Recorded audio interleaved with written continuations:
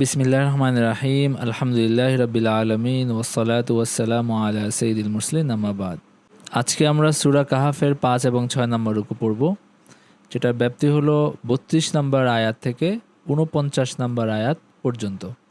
এই রুকুর আলোচ্য বিষয় হলো যে একজন বিশ্বাসী এবং একজন অবিশ্বাসীর দৃষ্টান্ত, মানে একজন বিশ্বাসী ব্যক্তি আর একজন অবিশ্বাসী ব্যক্তি, দুইজনের দৃষ্টান্ত আল্লাহ এখানে তুলে ধরছেন এই রুকুর মধ্যে। আল্লাহ তাআলা বলেন, ওয়াদরিব লাহুম মাসালার রাজুলাইনি জাআলনা লিআহাদিহিমা জান্নাতাইনি মিন আ'নাবিন ওয়া হাফাফনাহুমা বিনাখলিন ওয়াজআলনা বাইনাহুমা যারআ। আল্লাহ তাআলা বলেন, আউযু বিল্লাহি মিনাশ শাইতানির রাজিম, বিসমিল্লাহির রহমানির রহিম।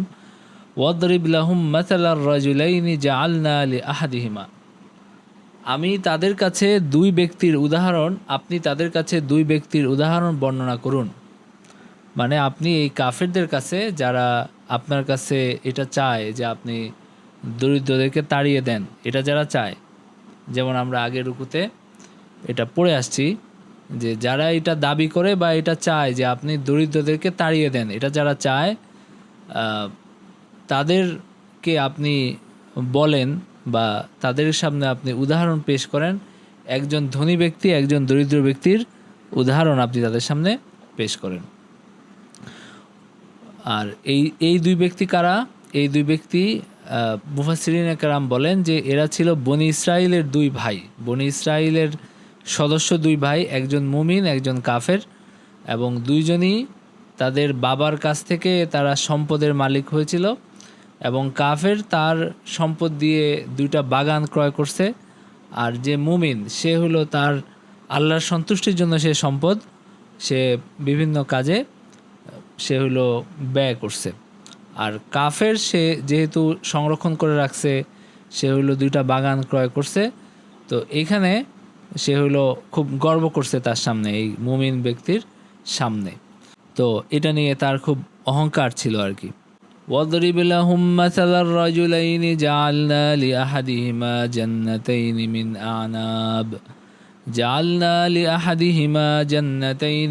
أعناب একজনকে আমি দিয়েছিলাম জান্নাতাইনি মিন আনাব, মানে আঙ্গুরের বাগান দিয়েছি। ওয়া হাফাফনাহুমা বিনাখলিন, এবং এই দুটিকে খেজুর বৃক্ষ দ্বারা পরিবেষ্টিত করেছি। মানে আঙুরের বাগান এরকম যে দুইটা খেজুর গাছ দিয়ে আবার পরিবেষ্টন করা, দুইটা খেজুর গাছ দিয়ে ঘেরা।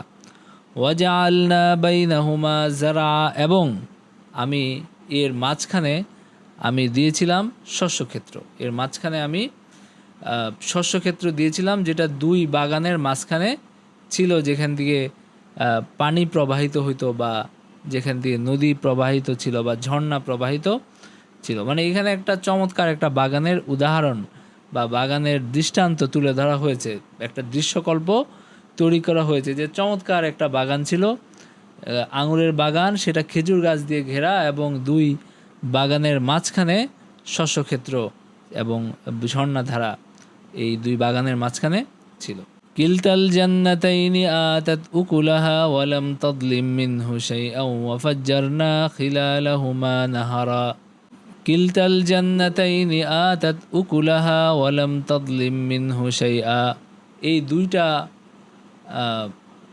জান্নাত, এই দুইটা যে বাগান, আতাত উকুলাহা, দুইটা বাগানই হলো ফল দান করত, দুইটা বাগান থেকেই ফল পাওয়া যাইত, এবং এখানে ওয়ালাম তাদলিম মিনহু শাইআ, এখানে কোনো কিছু কমতো না, দুইটা বাগান থেকেই অনেক বেশি ফলাদি পাওয়া যেত। এবং ওয়াফাজ্জারনা খিলালাহুমা নাহারা, এবং আমি তার ফাঁকে ফাঁকে আমি নহর প্রবাহিত করেছিলাম, মানে নদী প্রবাহিত, ঝর্ণাধারা প্রবাহিত করেছিলাম। তো আমরা এটা কল্পনা করে নিতে পারি যে চমৎকার একটা বাগান, যেখানে আপনি হলো চমৎকার ফল ফসল হয়, ফল ফলে, এবং এর মাঝখানে আবার ঝর্ণাও প্রবাহিত আছে, তার মানে পানি সেচ দেওয়ারও কোনো অভাব বা পানিরও কোনো অভাব এখানে নাই। এরপর আল্লাহ তাআলা বলেন ওয়াকানা লাহু সামার, এরপরে যেটা হলো যে একজনের ফল ফললো, মানে এই যে তার এত সুন্দর দুইটা বাগান, সেখান থেকে সে ফল পাইলো। তো যখন সে ফল পাইলো, খুব চমৎকার ফল পাইলো, তখন সে আরেকটু উদ্বেলিত, আরেকটু সে এটা নিয়ে গর্বিত হইল। এবং فقال لصاحبه وهو يحاوره أنا أكثر منك مالا وأعز نفرا, সে তখন তার সঙ্গীকে কথার ছলে সে হলো বলল যে, কথা প্রসঙ্গে সে তার সঙ্গীকে বলল যে আমি তোমার চেয়ে বেশি সম্পদের অধিকারী এবং আমি তোমার চেয়ে বেশি শক্তিশালী। মানে সে যে একটু দুনিয়াতে সে যে একটু ধন সম্পদ পাইছে, এটা আসলে তার হজম হলো না আর কি। এটা সে তা আবার এটা নিয়ে গর্ব করে সে আবার একটু তার সঙ্গীর কাছে সে গর্ব করলো যে আমি তার ভাইয়ের কাছে সে গর্ব করলো যে আমি হলো কি যেন বলে, তোমার চেয়ে বেশি ধন সম্পদের অধিকারী এবং তোমার চেয়ে বেশি শক্তিরও আমি মানে আমার বেশি শক্তি আছে। এটা সে হলো তার ভাইকে সে হলো বললো, সে একটু মানে গর্ব করলো যে আমি তোমার চেয়ে বেশি ধনী এবং তোমার চেয়ে বেশি সম্ভ্রান্ত, এটা সে গর্ব করে বলল। তো এরপরে আল্লাহ তাআলা বলেন ওয়াদাখালা জান্নাতাহু ওয়া হুয়া যালিমুল লিনাফসিহি, ওয়াদাখালা জান্নাতাহু, সে তার জান্নাতে প্রবেশ করলো, ওয়া হুয়া যালিমুল লিনাফসিহি ক্বালা মা আযুন্নু আন তাবিদা হাযিহি আবাদা, সে হলো তার এই বাগানে সে প্রবেশ করলো এবং এমন অবস্থায় প্রবেশ করলো যে সে এটা নিয়ে সে জালেম ছিল, সে সীমালঙ্ঘনকারী ছিল। কিভাবে সে সীমালঙ্ঘন করছে? সে এই যে গর্ব করছে এবং এটার জন্য সে নিজের কৃতিত্ব মনে করছে যে এটা তারই কৃতিত্ব, সে অহংকার করছে। আল্লাহর কাছে আল্লাহর দিকে বিষয়টা ন্যস্ত না করে সে হলো এটা নিয়ে সে অহংকার করছে। মানে এই তার সাথে সে ওই মুমিন ব্যক্তিকেও সে নিয়ে গেছে, তার এত যে সমৃদ্ধি, তার যে এত সুন্দর বাগান, এটা দেখানোর জন্য সে তার ভাইকে নিয়ে গেছে এবং নিয়ে সে মানে তার যে কুফর এবং তার যে অহংকার, এটার কারণে সে তো নিজের উপর জুলুম করছিল এবং সে সেখানে গিয়ে আরও বলল যে আমার মনে হয় না যে এই বাগান কখনো ধ্বংস হয়ে যাবে। মানে এই বাগানটা এত সুরক্ষিত, চারদিকে এই খেজুর মানে আঙুরের বাগান, চারদিকে আবার খেজুর গাছ দিয়ে ঘেরা এবং এটার মানে পানি সেচেও কোনো অভাব নাই, কারণ ঝর্ণা প্রবাহিত হচ্ছে। তো এটা কখনো অনুর্বর হবে, কখনো ধ্বংস হবে, এটা আমার মনে হয় না। সে বলল ক্বালা মা আযুন্নু আন তাবিদা হাযিহি আবাদা, আমি মনে করি না যে এই বাগান কখনো ধ্বংস হবে। সে এটা তার ভাইকে এই কথাটা সে বলল। ওয়ামা আযুন্নুস সাআতা কাইমাহ, এবং সে আরো আগে বেড়ে সে বলল যে ওয়ামা আযুন্নুস সাআতা কাইমাহ ওয়ালা ইরুদিতু ইলা রাব্বি লাজিদান্না খায়রাম মিনহা মুনকালাবা, সে বলল যে আমি এটাও মনে করি না যে কিয়ামত বলতে কিছু আছে বা কিয়ামত হবে, এটাও আমি মনে করি না। যদি কখনো আমার পালনকর্তার কাছে আমাকে পৌঁছে দেওয়া হয়, ওয়ালা ইরুদিতু ইলা রাব্বি, যদি কখনো আমার পালনকর্তার কাছে আমাকে আসলে পৌঁছে দেওয়া হয়, এটা যদি কখনো ঘটে কোনোভাবে, তাহলে আমি মনে করি যে আমি এর চাইতে উৎকৃষ্ট পাবো। মানে সে তার ধারণা হলো যে আল্লাহ তাকে দুনিয়াতে এত সম্পদ দিচ্ছেন, এত সম্মান দান করছেন, তো আল্লাহ তো তাকে খুব পছন্দ করেন, সে তো আল্লাহর একজন প্রিয় বান্দা। তো সুতরাং যদি কখনো তার এই মানে তার এটা দেখে এত ভাল লাগলো যে আসে না মানুষ যে খুব খুশি হয়ে গেছে, এখন সে নানান কথাবার্তা বলে, তো তারও অবস্থা হয়েছে এটা যে সে বলতেছে যে কিয়ামত বলেও কিছু নাই, এটা এই বাগানটা সে চিরকাল এভাবে থাকবে। এবং সে আরও বলল যে ওয়ালা ইরুদিতু ইলা রাব্বি, যে যদি আমি আমার রবের কাছে আমাকে যদি কখনো নেওয়া হয়, যদি কখনো আমাকে পুনরুজ্জীবিত করা হয়, তাহলে তিনি আবার আমাকে আরও সম্মান দান করবেন, আরও নেয়ামত দান করবেন ওই পরিণতিতে গিয়ে, ওই আপনার হলো ওই পরিণতিতে গিয়ে তিনি আমাকে মানে ওই জগতে গিয়ে আমি আরও বেশি সম্মান পাবো, কারণ আমি তার কাছে সম্মানিত। মানে তার ধারণা হলো যে আমি তার কাছে সম্মানিত দেখেই তিনি আমাকে এত ভালো রাখছেন, এত ভালো মানে দান করছেন। তো সুতরাং আমি তো তার কাছে সম্মানিত, আমি ওই জগতেও এরকম সম্মান পাবো। তখন তার ভাই তাকে বলল, قال له صاحبه وهو يحاوره أكفرت بالذي خلقك من تراب ثم من نطفة ثم سواك رجلا قال له صاحبه وهو يحاوره। তার এই যে ভাই, তার যে মুমিন ভাই, সে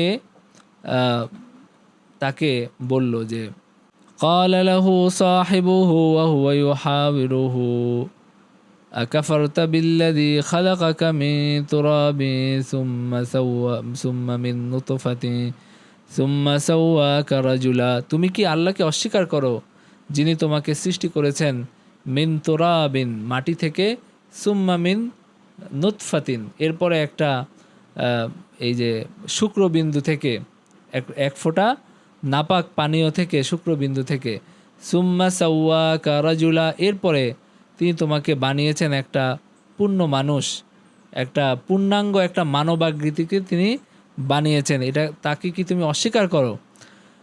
লাকিন্নাহু আল্লাহু রাব্বি ওয়ালা উশরিকু বিরাব্বি আহাদা।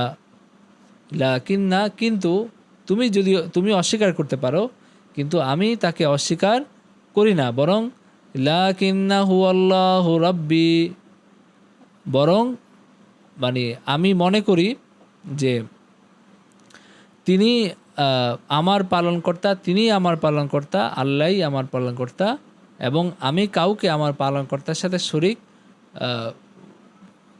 করতে প্রস্তুত না আর কি। আমি আমার পালনকর্তার শরীক হিসাবে কাউকে আর মানি না। তো সেটা সে তাকে বলল যে আমি তো এরকম আল্লাহর উপরে বিশ্বাস করি এবং আমি মনে করি যে তার কোনো শরীক নাই।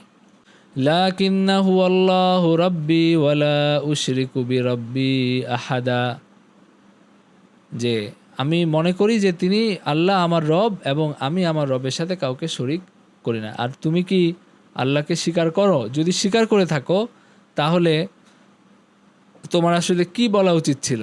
সে তখন এই কথাটা আর সামনে আসছে। তো এই জায়গাগুলো থেকে আমরা যে শিক্ষা এবং নির্দেশনা এখানে পাই সেটা হলো যে একটা উদাহরণ দিয়ে, একটা গল্প বলে, একটা ঘটনা বলে মানুষকে একটা বিষয় খুব সহজে বোঝানো যায়। তো আল্লাহ কোরআনে অনেক জায়গায় বিভিন্ন ঘটনা বর্ণনা করেছে, যেমন আসহাবে কাহাফের ঘটনাটাও আমরা গত ইয়েতে পড়লাম। তো এইখানে আবার একটা উদাহরণ বা একটা ঘটনা আমরা পেলাম, এটা দুই ব্যক্তির উদাহরণ বা ঘটনা। তো আল্লাহ এখানে এই যে চমৎকার উদাহরণ দিছেন এবং এইটা বুঝতে সহায়ক আর কি।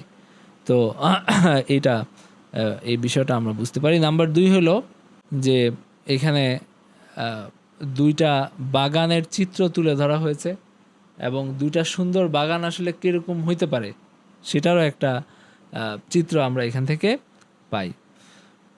নাম্বার 3 হলো যে মানে আপনার হলো এই যে এখানে যেটা বলা হলো আর কি, যে ভিতরে আঙুর গাছ, চারদিকে খেজুরের মানে সারি, তার মানে হলো যে একটা চমৎকার বাগান, একটা সুরক্ষিত বাগান এর অনেকটা এরকম হয়।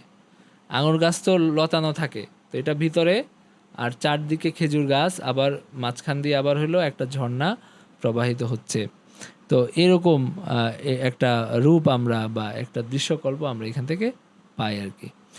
আচ্ছা, নাম্বার 3। নাম্বার 4 হলো যে মানে মানুষের যে আত্ম অহমিকা, মানে মানুষের অহংকার এবং তার যে আত্মগৌরব, এই জিনিসগুলা আসলে মানুষকে শিরক এবং কুফরের দিকে নিয়ে যায়। আর এই মানুষ নিজের ক্ষমতা যখন সে মনে করে, নিজের ক্ষমতাকে যখন খুব বড় মনে করে এবং নিজেকে যখন সর্বেসর্বা মনে করে, তখন সে তার মনে করে যে সে নিজের শক্তিতে সব কিছু পাইছে, সে নিজের চেষ্টায়, নিজের ক্ষমতায়, নিজের শক্তিতে সে সব কিছু পেয়েছে, এরকম সে ধারণা করে। এবং সে আল্লাহর যে শক্তি, আল্লাহর যে ক্ষমতা, সেটাকে অনেকটা অস্বীকার করে বসে, যেটা কুফর এবং শিরকের শামিল। যেমন এইখানে এই লোকটারও এরকম একটা অহমিকা তার মধ্যে ছিল। তো এরপরে তার ভাই তাকে শিক্ষা দিলেন যে আহ, তুমি যদি আল্লাহতে বিশ্বাসী হও তাহলে তো তুমি যে এতক্ষণ যেটা বললা, একটা হলো যে তুমি নিজের খুব মানে অহংকারের মধ্যে আসো, আবার তুমি আমাকে বললা যে তুমি আমার চেয়ে অনেক ধনী। এটা তুমি খুব গর্ব করে আমার কাছে বললা।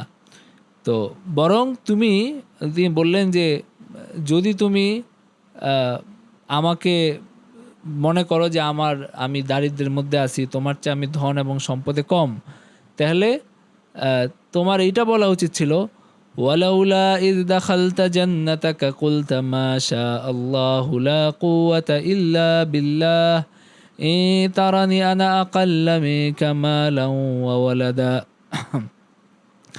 ওয়ালাউ ওয়ালাউলা ইয দাখালতা জান্নাতাকা, যদি তুমি যখন জান্নাতে তোমার এই বাগানে প্রবেশ করলে, যখন যদি তুমি বলতে মা শা আল্লাহু লা কুওয়াতা ইল্লা বিল্লাহ, আল্লাহ যা চান তাই হয় এবং আল্লাহ ব্যতীত কোনো শক্তি নাই, যদি এটা তুমি বলতে, মানে তুমি যদি আল্লাহর শুকরিয়া আদায় করতে, তোমার এত চমৎকার বাগান এটা দেখে তুমি যদি আল্লাহর শুকরিয়া আদায় করতে, যদি ইন তারানি আনা আকাল্লা মিনকা মালান ওয়া ওয়ালাদা, যদি তোমার আসলে এটা মনে হয়ে থাকে যে আমি তোমার চেয়ে সম্পদে কম, আমি তোমার চেয়ে সন্তান সন্ততিতে কম, এটা এটা যদি তোমার আসলেই মনে হয়ে থাকে, তোমার মনে এসে থাকে, তোমার বলা উচিত ছিল যে আল্লাহ যা চান তাই হয় এবং আল্লাহ আমাকে দান করছেন, আল্লাহর ক্ষমতা ছাড়া কিছু হয় না, তো আল্লাহর প্রশংসা করা উচিত ছিল।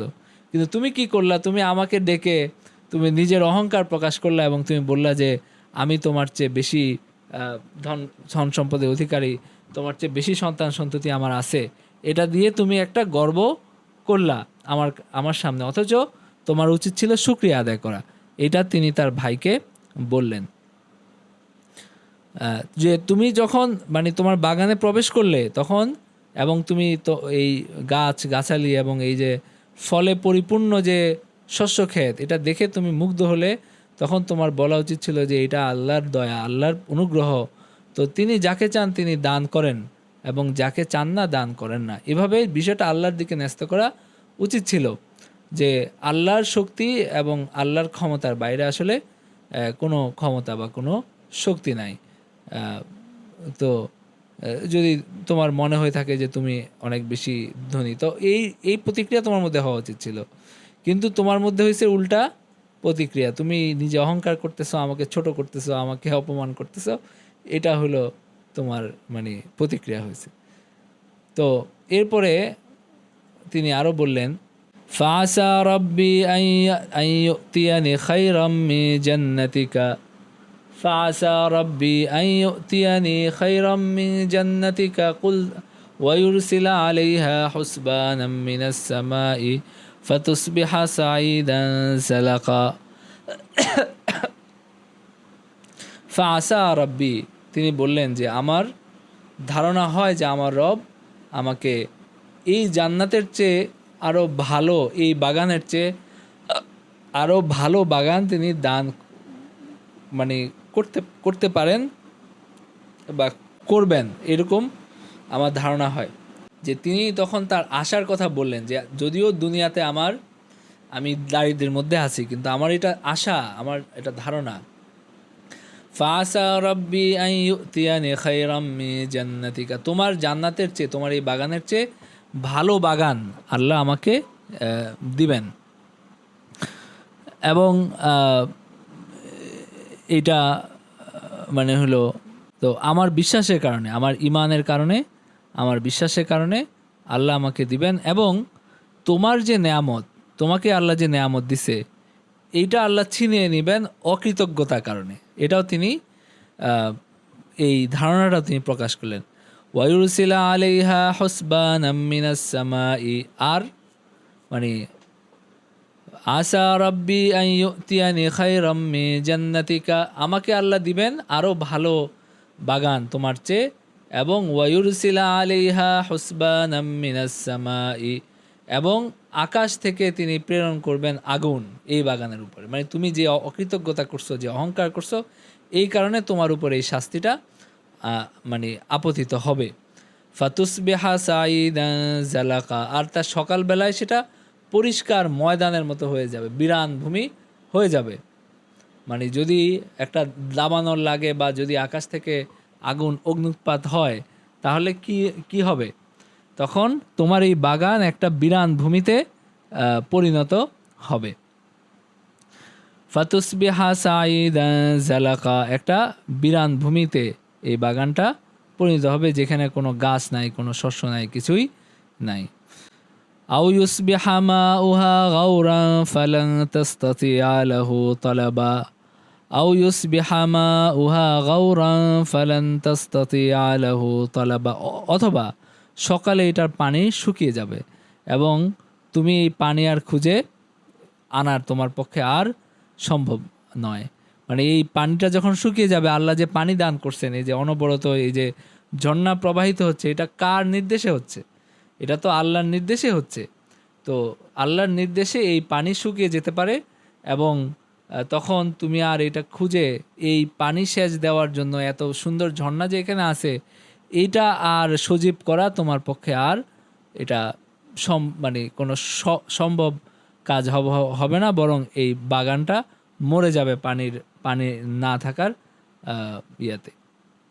তো এটা তিনি তার পক্ষ থেকে হয়তো তার একটা কি যেন বলে আধ্যাত্মিকতার প্রকাশও এটা হতে পারে, অথবা তার পক্ষ থেকে কিছু আক্ষেপ বা বদদোয়ার মতো হইতে পারে যে এরকম একটা সে এত বেশি তাকে হার্ট করছে, এত বেশি তাকে কষ্ট দিছে যে সে তার মানে এটা বলছে যে এই যে এত মানে তুমি যে এত বেশি আমাকে তাচ্ছিল্য করলা, তুচ্ছ করলা, এটার পরিণতি আসলে ভালো না হওয়ার কথা। হয়তো আল্লাহ আমাকে আরও বেশি দান করবেন এবং তোমার যে বাগান তুমি আজকে যা করছো এটার এই কারণে এটা ধ্বংস হয়ে যাবে এবং এটা যে কোনোভাবে হইতে পারে, হয়তো আকাশ থেকে একটা আগুনের এসে পড়বে, একটা বজ্রপাত হবে বা কিছু হবে, অথবা এই পানিটা শুকিয়ে যাবে এবং তোমার এই বাগান মানে শুকিয়ে সব কিছু নিশ্চিহ্ন হয়ে যাবে। এটা তিনি ধারণা প্রকাশ করলেন। এরপরে সত্যি সত্যি সেটাই হলো। وأحيط بثمره فأصبح يقلب كفيه على ما أنفق فيها وهي خاوية على عروشها ويقول يا ليتني لم أشرك بربي أحدا وأحيط بثمره فأصبح يقلب كفيه على ما أنفق فيها وأحيط بثمره, এরপরে একদিন যেটা হলো তার সব ফল ধ্বংস হয়ে গেল, যে কোনোভাবে তার সব ফল ধ্বংস হয়ে গেল এবং ফাসবাহা ইউকাল্লিবু কাফাইহি আলা মা আনফাকা ফিহা, তখন সে সকালে যখন এসে দেখলো যে সব কিছু ধ্বংস হয়ে গেছে, তখন সে হাত কচলে সে এটা নিয়ে আফসোস করতে লাগলো। এখানে সে যে বিনিয়োগ করছে, এখানে তার যে টাকা পয়সা খরচ হয়েছে, এটার জন্য সে আফসোস করতে মানে লাগলো এই বাগানের সামনে দাঁড়িয়ে, যে সব কিছু ধ্বংস হয়ে গেল, আমার সব কিছু ধ্বংস হয়ে গেল। এটা সে মানে এক হাতের উপর আরেক হাত রেখে কচলে সে হলো লজ্জায়, শরমে, মানে চিন্তায় সে এভাবে করতে লাগলো। ওয়াহিয়া খাওয়াতুন আলা উরুশিহা, এবং বাগানটি মানে পুড়ে গিয়েছিল বা পড়েছিল একদম মানে তার সহ কি যেন বলে, এটা একদম গোড়া সমূলে উৎপাটিত হয়ে নষ্ট হয়ে এটা পড়েছিল, কাঠসহ পুড়ে গিয়েছিল। এখানে যেটা লিখছে বাগানটি কাঠসহ পুড়ে গিয়েছিল আর কি। ওয়াকুলু ইয়া লাইতানি লাম উশরিক বিরাব্বি আহাদা, এবং সে আফসোস করে বলল যদি আমি আমার রবের সাথে কাউকে শরিক না করতাম। হয়তো এই ঘটনা তার হেদায়েতেরও কারণ হইতে পারে, যে ঘটনার পরে সে হেদায়েত লাভ করছে, এটাও হতে পারে। তো এটা আল্লাহ এখানে বললেন যে সে তখনই আফসোস করে বলল ওয়াকুলু ইয়া লাইতানি লাম উশরিক বিরাব্বি আহাদা, যদি আমি আল্লাহর সাথে কাউকে শরিক না করতাম, এটা সে আফসোস করে বলল, মানে সে লজ্জিত হলো এবং অনুতপ্ত হলো। ওয়ালাম তাকুল্লাহু ফিয়াতুন ইয়ানসুরুনাহু মিন দুনিল্লাহি ওয়া মা কানা মুনতাসিরা, আল্লাহ ব্যতীত তাকে সাহায্য করার কোনো লোক হলো না এবং সে নিজেও প্রতিকার করতে পারল না।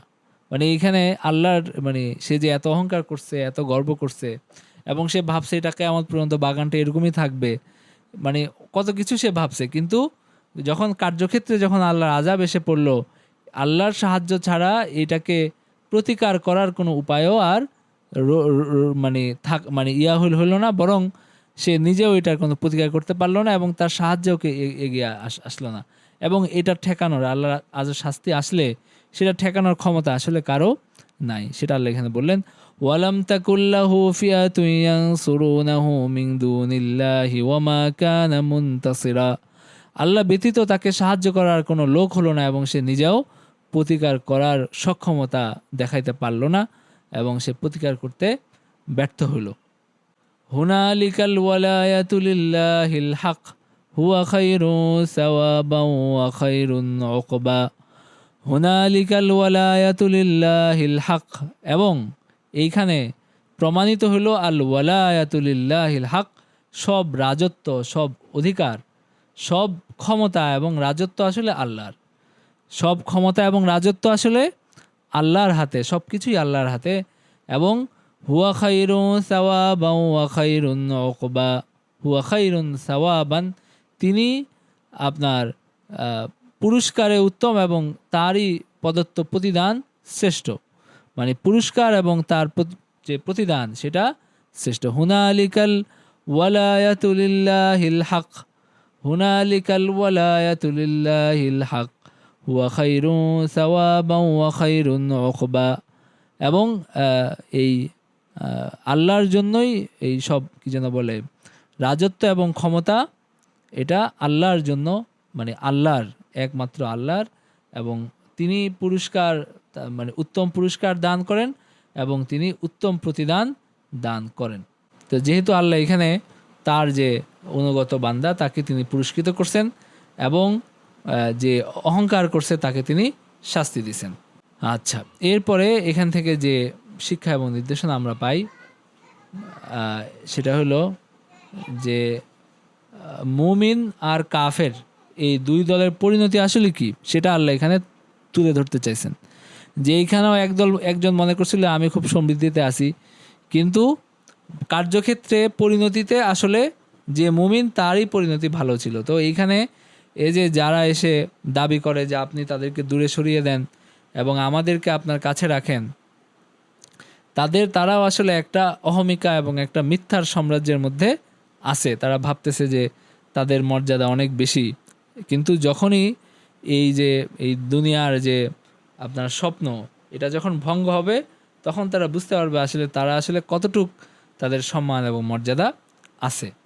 নাম্বার 1। নাম্বার 2 হলো যে কেউ যখন কোনো কিছু পেয়ে যখন মুগ্ধ হবে, মানে আল্লাহ যখন কাউকে কিছু দান করবেন, ধন সম্পদ হোক, সন্তান সন্ততি হোক, অথবা সন্তান সন্ততির সাফল্য হোক, তার বলা উচিত মা শা আল্লাহু লা কুওয়াতা ইল্লা বিল্লাহ। মা শা আল্লাহ, মানে আল্লাহ যা চান তাই হয়। ওয়ালা কুওয়াতা ইল্লা বিল্লাহ, আল্লাহ ছাড়া কোনো শক্তি নাই, আল্লাহ ছাড়া কারো কোনো ক্ষমতা নাই। এটা বললে আপনার নজর থেকেও সে হেফাজতে থাকবে।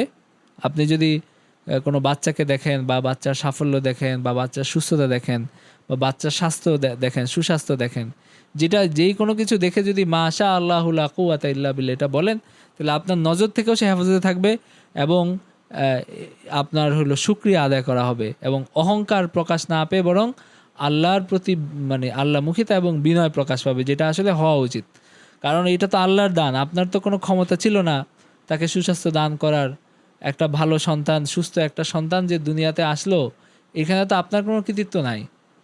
তো সুতরাং এটা দেখে এইভাবে এবং যেই কোনো নেয়ামত দেখে এইভাবে আল্লাহর দিকে জিনিসটা ন্যস্ত করা এবং আল্লাহর যে ক্ষমতা এটা স্বীকার করা এবং তার শুকরিয়া আদায় করা উচিত। নাম্বার 2। নাম্বার 3 হলো আল্লাহ তাআলা তার প্রিয় বান্দাদের দোয়া কবুল করেন এবং যখন মানুষ আসলে সত্যিকার অর্থে যখন সে ব্যথিত হয়, যখন সে খুব নিপীড়িত হয়, তখন তার অভিশাপ আসলে মানে লেগে যায় এবং এটা আল্লাহর কাছে কবুল হয়ে যায়। যেমন হাদিসে আছে যে 3 ব্যক্তির দোয়া ফিরানো হয় না। এর মধ্যে একটা হলো যে মজলুম ব্যক্তি, তার মানে দোয়া একদম আল্লাহর আরশ পর্যন্ত গিয়ে পৌঁছে। আরেক দল, যেমন আমরা এখন সেই সুযোগের মধ্যে আছি, সেটা হলো রোজাদারের দোয়া। রোজাদার যখন ইফতারের আগে দোয়া করে তার দোয়া ফিরানো হয় না। তো আমাদের উচিত ইফতারের আগে বেশি বেশি আল্লাহর কাছে দোয়া করা। আচ্ছা, আর এখানে যে কথা প্রসঙ্গে এটা বললাম আর কি, নাম্বার 4 হলো লাঞ্ছিত আসলে কে? আমরা মনে করি যে সে হলো অপদস্থ, সে লাঞ্ছিত দুনিয়াতে অনেককে দেখে, কিন্তু লাঞ্ছিত হলো আসলে সে যে আসলে যাকে আসলে আল্লাহ লাঞ্ছিত করেন, এবং তারকে আর সাহায্য করার কেউ, মানে যাকে আল্লাহ লাঞ্ছিত করেন তার আর কোনো উপায় নাই, তাকে আর সাহায্য করার কেউ নাই। তো এই বিষয়গুলো আমরা এখান থেকে বুঝতে পারলাম আর কি। এরপরে আল্লাহ দুনিয়ার উদাহরণ দিচ্ছেন, মানে এই যে দুইজন ব্যক্তির উদাহরণ দিলেন, এরপরে আল্লাহ তাআলা দুনিয়ার উদাহরণ দিচ্ছেন যে দুনিয়ার জীবনটা আসলে কেমন। দুনিয়ার যে জীবনটাকে আমরা অনেক বেশি গুরুত্ব দেই, যে জীবনটাকে আমরা অনেক বেশি মূল্য দেই, সেই জীবনের তুলনা আসলে কেমন।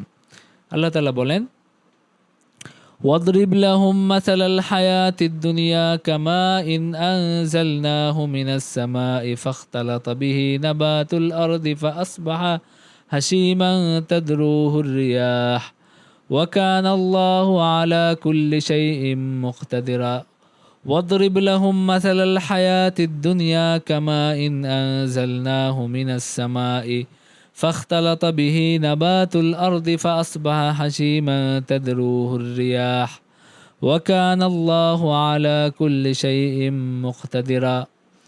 আপনি তাদের কাছে পেশ করুন যে দুনিয়ার জীবনটা আসলে কেমন, সেই তুলনা আপনি তাদের কাছে পেশ করেন।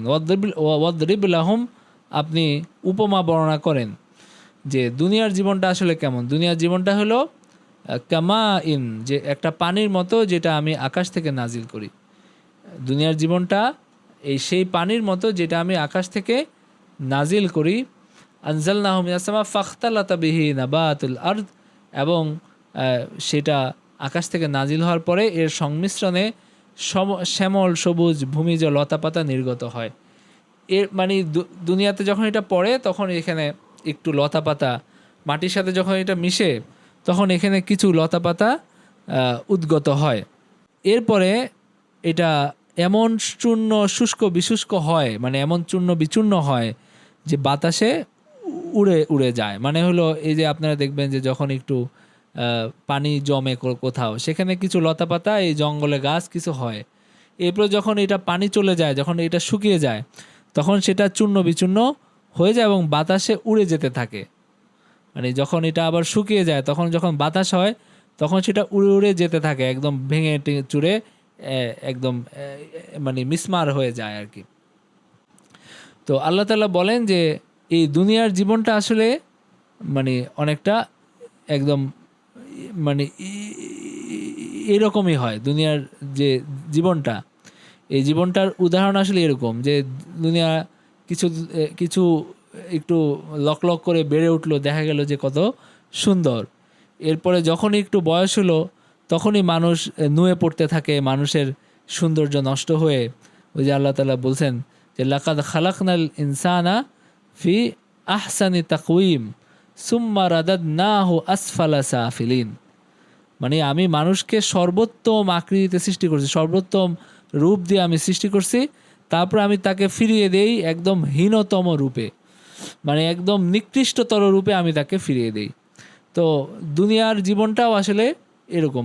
আপনার যৌবনের কি যেন বলে মেয়াদ কতদিন, মানে একটু শৈশব থেকে কৈশোর থেকে যখন মানুষ কিছুদিন একটু হাড্ডি পোক্ত হয়, একটু শক্ত হয় এবং একটু শরীরের রূপ যৌবন মানে দেখা যায়, সময়টা খুবই অল্প, কিছুদিনের মধ্যেই তার মধ্যে আবার বার্ধক্য চলে আসে এবং এটা একটা ওই যে শুষ্ক যে পাতা যেটা বাতাসে উড়ে উড়ে যাইতে থাকে এবং চূর্ণ বিচূর্ণ হয়ে যায়, এরকম অবস্থায় দুনিয়ার জীবনের হয় এবং এক সময় এটা নিশ্চিহ্ন হয়ে যায়।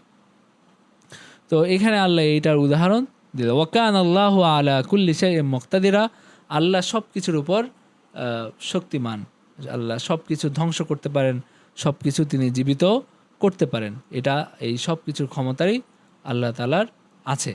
এরপর আল্লাহ বলেন, আল মালু ওয়াল বানুনা জিনাতুল হায়াতিদ দুনিয়া ওয়াল বাকিয়াতুস সালিহাতু খায়রুন ইনদা রাব্বিকা সাওয়াবান ওয়া খায়রুন আমালা আল মালু ওয়াল বানুনা জিনাতুল হায়াতিদ দুনিয়া। আল মালু ওয়াল বানুনা মানে ধনৈশ্বর্য, সম্পদ, এবং ওয়াল বানুন এবং সন্তান সন্ততি, জিনাতুল হায়াতিদ দুনিয়া এটা হলো দুনিয়ার জীবনের জিনাত বা সৌন্দর্য। এটা দুনিয়ার জীবনের সৌন্দর্য, এটা কোনো চিরস্থায়ী কিছু না। অনেক সময় সন্তান সন্ততি চিরস্থায়ী লাভের কারণ হইতে পারে, কিন্তু সাধারণভাবে সন্তান সন্ততি এবং সম্পদ এটা দুনিয়ার সৌন্দর্য হয়, এটা আপনার চিরস্থায়ী কোনো ফল এটার নাই।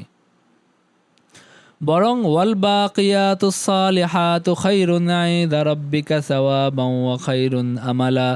বরং এই যে অবশিষ্ট যে সৎ কাজ, বরং স্থায়ী যে সৎকর্মসমূহ, সেই সৎকর্মসমূহ ইনদা খায়রুন এটা অনেক উৎকৃষ্ট, ইনদা রাব্বিকা সাওয়াবান ওয়া খায়রুন আমালা এটা আল্লাহর কাছে প্রতিদানে অনেক উৎকৃষ্ট, এবং এটা আশা লাভের ক্ষেত্রে, আশা করার ক্ষেত্রে এটা উৎকৃষ্ট।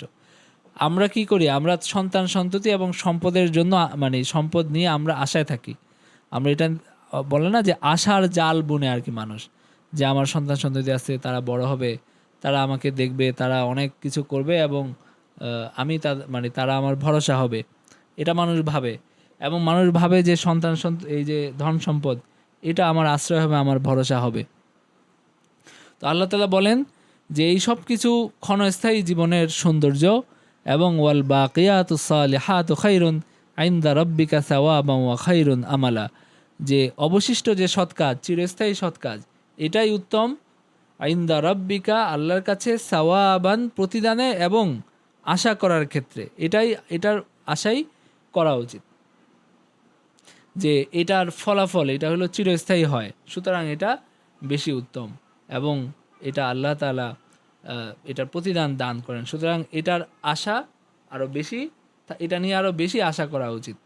তো ইবনে আব্বাস রাদিয়াল্লাহু আনহু বলেন আল বাকিয়াতুস সালিহাত এটা কি? আল বাকিয়াতুস সালিহাত স্থায়ী সৎ কাজ হলো 5 ওয়াক্ত নামাজ এবং সব নেক আমল, তিনি এটা বলেন। এবং যত নেক কাজ আছে যেগুলো আখিরাতের জন্য বাকি থাকে, এই সব কিছুর কথাই এখানে বলা হয়, সদকা এবং সব কিছু যত কিছু আছে। আর একটা হাদিস আছে, হাদিসে নবীজি সাল্লাল্লাহু আলাইহি ওয়াসাল্লাম বলছেন যে সুবহানাল্লাহ ওয়ালহামদুলিল্লাহ ওয়ালা ইলাহা ইল্লাল্লাহ ওয়াল্লাহু আকবার।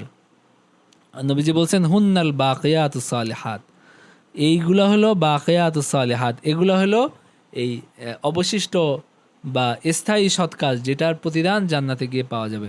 সুবহানাল্লাহ, আলহামদুলিল্লাহ, লা ইলাহা ইল্লাল্লাহ ওয়াল্লাহু আকবার, এই যে 4টা জিকির, এটা অত্যন্ত চমৎকার এবং গুরুত্বপূর্ণ জিকির, ফজিলতপূর্ণ জিকির, যেটা আমরা যে তাসবিহে ফাতিমের কথা আমরা জানি যে প্রত্যেক নামাজের পরে আমরা যদি এটা পড়ি এটার অনেক সওয়াব আছে। এবং এই প্রত্যেকটা জিকিরের বিনিময়ে কিভাবে আল্লাহ তাআলা বিনিময় দান করেন এটা অনেক হাদিসে বর্ণিত আছে। তো একটা হাদিসে এরকম বর্ণিত আছে যে এটাই হলো এই যে জিকিরগুলো, এই জিকিরগুলো হলো বাকিয়াতুস সালিহাত বা স্থায়ী সৎকর্মসমূহের অন্তর্ভুক্ত, যেগুলার কথা আল্লাহ বলছেন যে এটাই হলো আল্লাহর কাছে প্রতিদানে উত্তম এবং প্রত্যাশার ক্ষেত্রেও উত্তম। আচ্ছা, তো এইখানে এই আয়াতগুলো থেকে আমরা কি শিক্ষা নির্দেশনা পাই? একটা হলো যে দুনিয়ার জীবনটা আসলে কত তুচ্ছ, এবং দুনিয়ার জীবনটা আসলে কত তুচ্ছ, এবং এটার পরিণতি আসলে কত নিকৃষ্ট। এটা পরিণতি কত নিকৃষ্ট, আপনি শুধু একজন মানুষকে তার বার্ধক্যে যে জরাজীর্ণ অবস্থা, সেটার সাথে আপনি তার যে যৌবনের একটা ছবি তুলনা করে দেখেন যে 10 বছর 20 বছরের মধ্যে একটা মানুষের কী অবস্থা হয়েছে। তো এইটা থেকে বোঝা যায় যে আসলে জীবনটা কত ক্ষণস্থায়ী। তো সে তো এখনও দুনিয়া থেকে যায় নাই, দুনিয়াতেই আছে, কিন্তু তার অবস্থাটা কি? তো দুনিয়ার জীবনটা আসলে খুবই ক্ষণস্থায়ী এবং খুবই তুচ্ছ বিষয়। এটা নিয়ে না কোনো আশার জাল বোনা উচিত, না এটা নিয়ে আপনার কোনো একেবারে অনেক বেশি গর্ব হওয়া উচিত যে আমার অনেক ধন আছে, সম্পদ আছে, অনেক রূপ সৌন্দর্য আছে।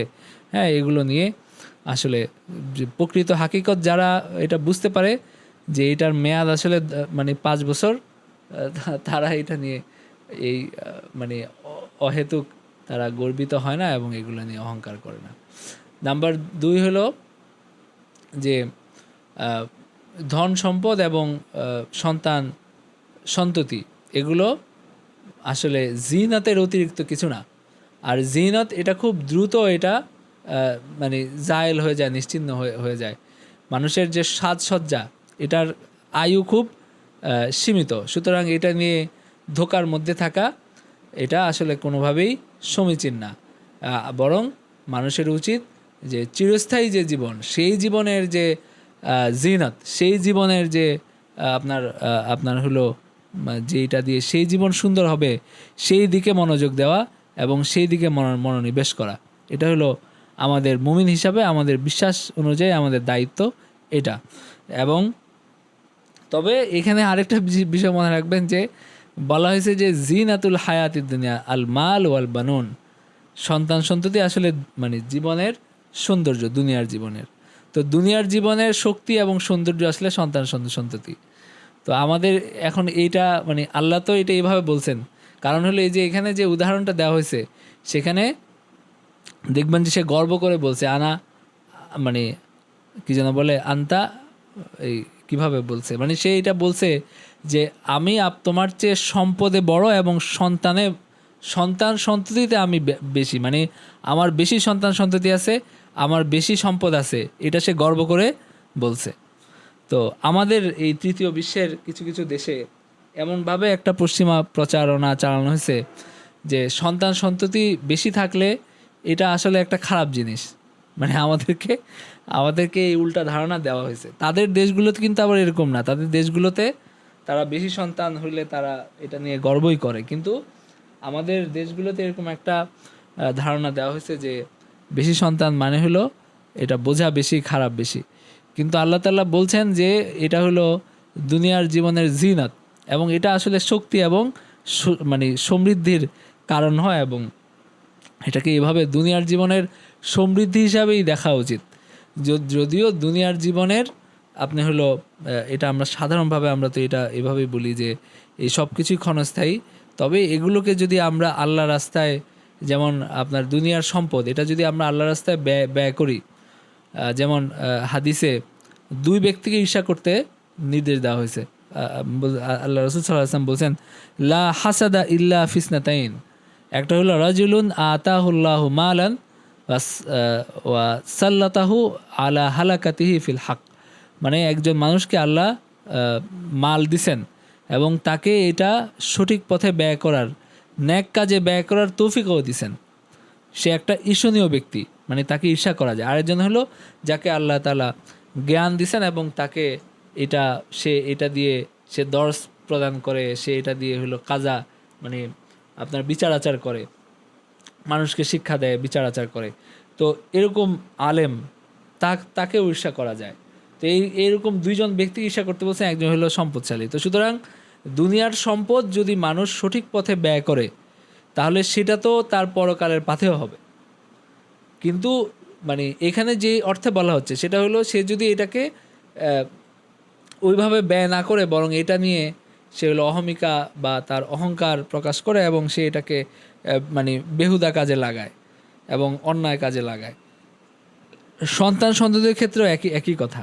সন্তান সন্ততি এটা যদি মানুষ তাকে সঠিক শিক্ষা দিতে পারে, তাকে যদি ন্যাক সন্তান হিসাবে গড়ে তুলতে পারে, তাহলে এটা একটা আখেরাতের সম্পদ। যেমন আপনার হাদিসে এটা আছে যে অনেক মানুষ পরকালে উঠে জান্নাতে গিয়ে সে হলো আশ্চর্য হবে যে তার এত মানে মর্যাদা কেমনে হলো। তখন তাকে বলা হবে যে তোমার সন্তানের দোয়ার বরকতে তোমাকে এত মর্যাদা দেওয়া হয়েছে। এটা সহিহ হাদিসে এটা আছে যে অনেক বাবা মা তারা জান্নাতে গিয়ে তো আশ্চর্য হয়ে যাবে যে আমার এত মর্যাদা কীভাবে হলো, এত সওয়াব আমি কবে করলাম, এত আমল কবে করলাম। তখন তাকে বলা হবে যে তোমার সন্তানের দোয়ার বরকতে তোমাকে এত মর্যাদা দেওয়া হয়েছে। এবং আরেকটা হাদিসে আল্লাহ রাসূল সাল্লাল্লাহু আলাইহি ওয়াসাল্লাম বলছেন যে মানুষ যখন মারা যায় তখন সব তার আমল হলো সব বন্ধ হয়ে যায়। এর মধ্যে 3 প্রকার আমল বাকি থাকে। এর মধ্যে একটা হলো সন্তান, যে তার জন্য দোয়া করে তার এই সওয়াবটা জারি থাকে, তার এই সওয়াবটা সে পাইতে থাকে এবং সওয়াব অব্যাহত থাকে। এবং আপনার হলো অনেক নবীরা আল্লাহর কাছে নেক্সট সন্তানের জন্য দোয়া করছেন, অনেক নবীরা। তার মানে নেক্সট সন্তান আসলে পরকালের পাথেও হবে। কিন্তু এইখানে যে এটা বিষয়টা, সেটা হলো যে আপনার, যেমন আমি বললাম যে সম্পদও তো পরকালের পাথেও হবে, তাই না? কিন্তু কেউ যদি এটাকে মানে পরকালের পাথেও বাড়ানোর চেষ্টা না করে, বরং এটাকে দুনিয়ার শক্তি হিসাবে সে অহংকার প্রকাশের মাধ্যম হিসাবে ব্যবহার করে, তখন তো এটা আসলে আপনার শুধু দুনিয়ার জীবনের জিনত হয়, এবং এটা খুব ক্ষণস্থায়ী বিষয়। এটাকে যদি দুনিয়ার জীবনের জিনত হিসাবে গ্রহণ করা হয় এবং সে শক্তি বা শক্তিমত্তা প্রকাশের বিষয় হিসাবে গ্রহণ করা হয়, সেটা তো আসলে খুব ক্ষণস্থায়ী। আল্লাহ এখানে এই বিষয়টাই উল্লেখ করছেন আর কি।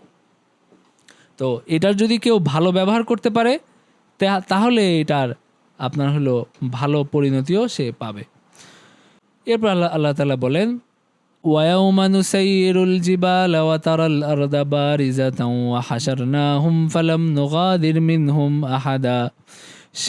যেদিন আমি পর্বতসমূহকে পরিচালনা করব, কিয়ামতের কথা বলা হচ্ছে, এবং কিয়ামতের যে কিভাবে কিয়ামত সংঘটিত হবে সেটা আল্লাহ তাআলা এখানে তুলে ধরছেন। وَيَوْمَ نُسَيِّرُ الْجِبَالَ وَتَرَى الْأَرْضَ بَارِزَةً وَحَشَرْنَاهُمْ فَلَمْ نُغَادِرْ مِنْهُمْ أَحَدًا। যেদিন আমি পর্বতসমূহকে পরিচালনা করব এবং আপনি পৃথিবীকে দেখবেন যে একটা উন্মুক্ত প্রান্তর, এবং সবাইকে আমি একত্রিত করব, অতঃপর তাদের মধ্যে কাউকে আমি ছেড়ে দেব না। মানে সবারই এখানে হিসাব হবে, বিচার হবে। ওয়ায়াউমা নুসাইয়িরুল জিবালা, এখানে আল্লাহ তাআলা কিয়ামতের কথা বর্ণনা করছেন। এটা ভয়াবহতা আল্লাহ তাআলা বর্ণনা করছেন যে যেদিন আপনার হলো পাহাড় সমূহকে মানে সরানো হবে, এবং যেভাবে মেঘ চলে, যেভাবে মেঘকে আল্লাহ পরিচালিত করেন, সেভাবে পাহাড় সমূহ পরিচালিত হবে। মানে দৃশ্যটা কল্পনা করে দেখেন, একটা ভয়াবহ একটা বিষয়। ওয়াতারাল আরদা বারিজাতান, আর জমিন এটা মানে সমতল ভূমি হয়ে যাবে আর কি। সেখানে কোনো গাছ থাকবে না, কোনো পাহাড় থাকবে না, কোনো অট্টালিকা থাকবে না, সব কিছু ধ্বংস হয়ে যাবে। জমিন একটা উন্মুক্ত একটা প্রান্তরে পরিণত হবে। ওয়াহাশারনাহুম, এবং সেখানে সবাইকে একত্রিত করা হবে। ফালাম নুগাদির মিনহুম আহাদা, এবং এখানে কাউকেই ছাড়া হবে না, সবাইকেই আল্লাহর সামনে যেতে হবে এবং হিসাব দিতে হবে। ওয়াউরিদু আলা রাব্বিকা সাফফা লাকাদ জিতুমুনা কামা খালাকনাকুম আউওয়ালা মাররা বাল জামতুম আল্লান নাজআলা লাকুম মাওয়াইদা ওয়াউরিদু আলা রাব্বিকা সাফফা ওয়াউরিদু আলা রাব্বিকা সাফফা, এবং তারা আপনার পালনকর্তার সামনে পেশ হবে সারিবদ্ধভাবে। তাদেরকে সারিবদ্ধভাবে আল্লাহর সামনে পেশ করা হবে, এবং আল্লাহ তাআলা মানে বলবেন, আল্লাহ তাআলা তাদেরকে বলবেন যে ওয়াউরিদু আলা রাব্বিল আলামিন, মানে এই যে আল্লাহর সামনে সবাইকে একদম কাতার বন্দি করে সারি সারিভাবে পেশ করা হবে। এবং হাদিসে আছে যে আল্লাহ তাআলা পূর্বের এবং পরের সবাইকে এই কাতার বন্দি করে আল্লাহর সামনে দণ্ডায়মান হইতে হবে, সবাই সেখানে দণ্ডায়মান হবে।